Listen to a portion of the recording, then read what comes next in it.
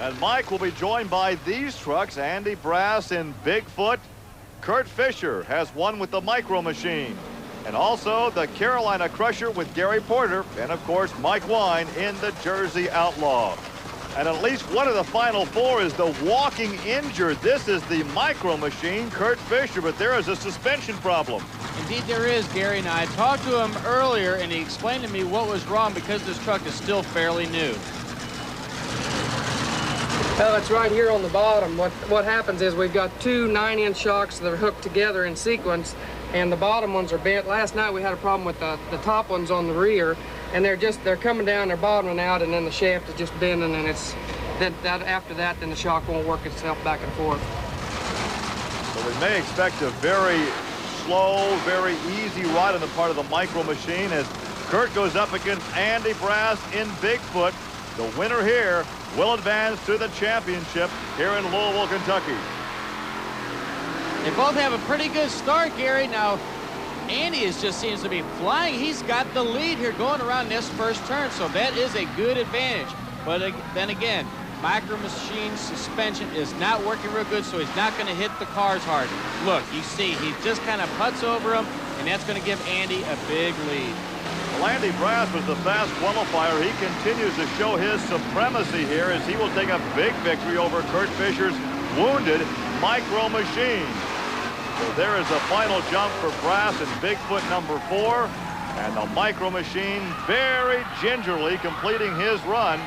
Obviously some Ford fans here, and they'll have another Ford to cheer for in this next semifinal round as we have the Jersey Outlaw with Mike Wine and his Ford. He goes up against the Chevrolet of Gary Porter called the Carolina Crusher.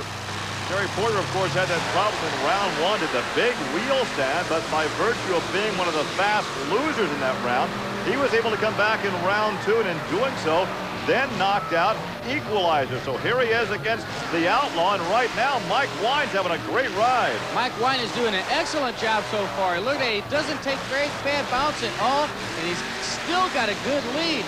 Porter's he's got his work cut out for him if he wants to catch him here in the second half. Well, Gary has the short way around now in the second half of this circuit. He is closing in, but it looks like Mike Wine just has too big of a lead, and Mike Wine will take the victory, and this championship race will be a pair of Fords, the Jersey Outlaw and Bigfoot. It's coming up. Back at the Louisville Motor Speedway here in Louisville, Kentucky, we are ready for a Ford shootout, a dogfight between the Jersey Outlaw with Mike Wine and Bigfoot with Andy Brass. Like to pick a winner here, Rich? Oh, I wouldn't know who to pick. Of course, I'm going to have to root for Bigfoot, but it looks like he's having a little bit of problem there at the starting line.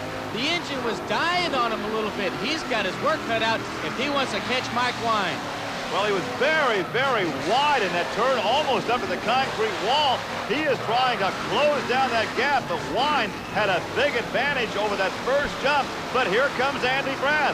Andy Brass on the inside takes the lead. He comes around that corner, excellent. He got a good bounce, which actually helped him put his front end around, and he is able to come over, but Mike Wine's having big problems with his engine right now. So Andy Brass takes the victory, and a big salute from all the Bigfoot fans here at the Louisville Motor Speedway.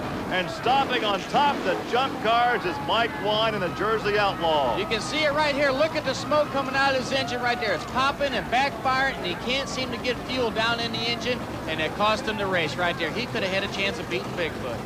But Andy Brass and Bigfoot takes the victory, and the Jersey Outlaw comes to a rest on top of the junk cars. There's been some talk now that there may have been a problem with the killer box. Let's go down trackside and Army Armstrong. I'm holding my hand something right now. A lot of people ask us questions about it. It's called the killer box. You see it written right on the side. The killer box is designed as a safety piece of equipment to shut the truck off if anything goes wrong. This box definitely malfunctioned. It is the box that was in Mike Wine's Jersey Outlaw. This is what caused that truck to stall up in turns number 2 and 3. You're not supposed to take sides in anything like this. You look at it yourself and tell me that this box is not damaged. That is not the case. Well, Army, the rules dictate that once the box goes in the truck, it's the responsibility of the driver. So a frustrating situation may have cost Mike the championship. Let's go back trackside to Rich Hooser. Okay, we're here with Mike Wine, who had a little bit of problems in the final race with his kill box. Now, Army Armstrong had it down there, and it showed a crack in it. Now, Mike, did that cause your engine to spit and sputter as it did over that first jump? I knew I'd have to run foot as hard as I could. I come around the first turn. When it comes to the first set of cars, I was on it pretty hard. It landed, it bounced, and the motor started dying out on me. I couldn't figure out why. The box had leaned back on a 45-degree angle. I was reaching over, trying to hold the box up, and the motor started backfiring and spitting, and with foot, you can't give him an inch. That's it. He'll take it. Come back around the back corner, and you just can't turn, hold a box, and read the gauges. You can't do everything at once. Finally died out on top of the cars. I took the box back off. The motor turns over fine, so it wasn't the motor at all. It's no mechanical failure. I'm going to design or come up with a box where it will slide into it. So instead of it ever falling off again, it will stay in there stationary.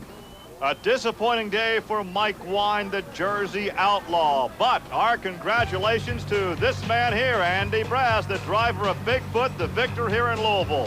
For Army Armstrong and Rich Hooser, I'm Gary Lee. Thanks for joining us. We'll see you next week on Trucks and Tractor Power.